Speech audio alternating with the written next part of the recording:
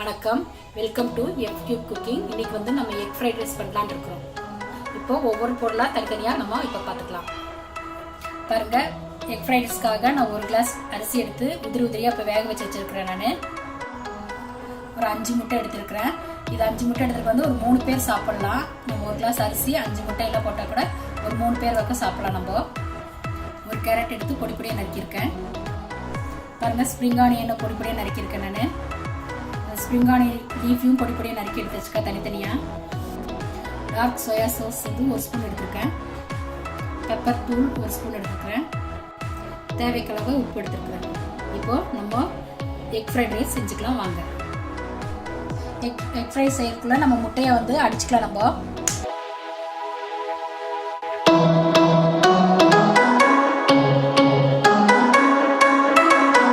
முட்டையை நல்லா அடிச்சாச்சு. வாங்க இப்போ எக் ஃப்ரைட் ரைஸ் வச்சுக்கலாம்.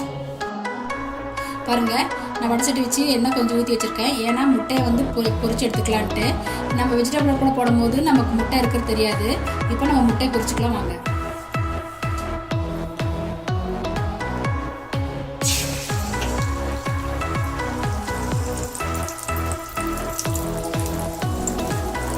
இப்போ முட்டைக்கு தேவையான அளவு உப்பு போட்டுக்கலாம். நம்ம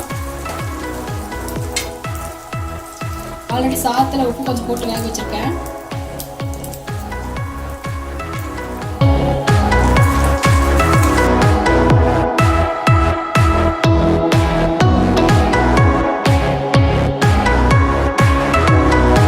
பாருங்க, நம்ம முட்டையை பொரிச்சு எடுத்தாச்சு. இப்போ நம்ம வெஜிடபிள்லாம் தனியாக தாளிச்சுக்கலாம். இன்னொரு வடை சட்டியில் பாருங்க 2 ஸ்பூன் எண்ணெய் ஊற்றி வச்சிருக்கேன். இப்போ நம்ம எடுத்து வச்ச ஸ்ப்ரிங் ஆனியன் போட்டுக்கலாம். கேரட் சேர்த்துக்கிங்க.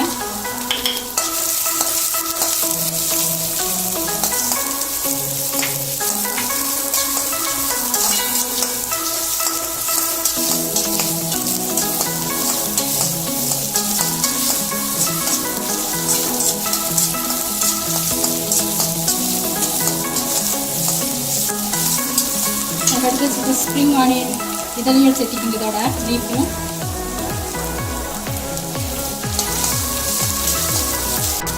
நம்ம எடுத்து வச்சு 1 ஸ்பூன் பெப்பர் பொடி போட்டுக்கலாம். கொஞ்சம் சால்ட் சேர்த்திக்கோங்க வெஜிடபிள் தகுந்தாப்புல.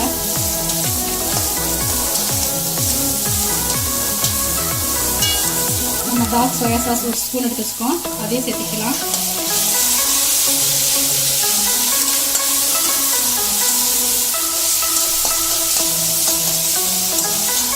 இப்போ நம்ம எடுத்து வச்சிருக்க ஒரு டம்ளர் அரிசி இப்போ பாருங்க இதுக்கிட்ட கூட சேர்த்துக்கலாம்.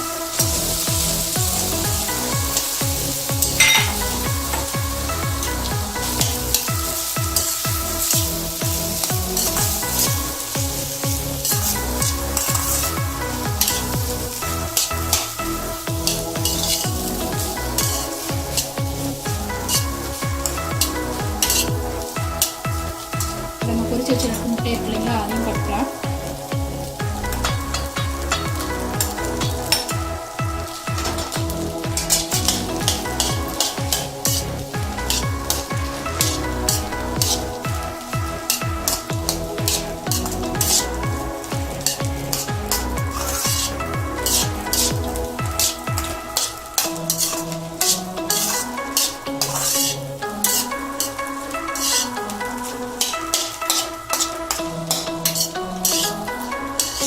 பாருங்க, எக் ஃப்ரைட் ரைஸ் ரெடி ஆயிடுச்சு.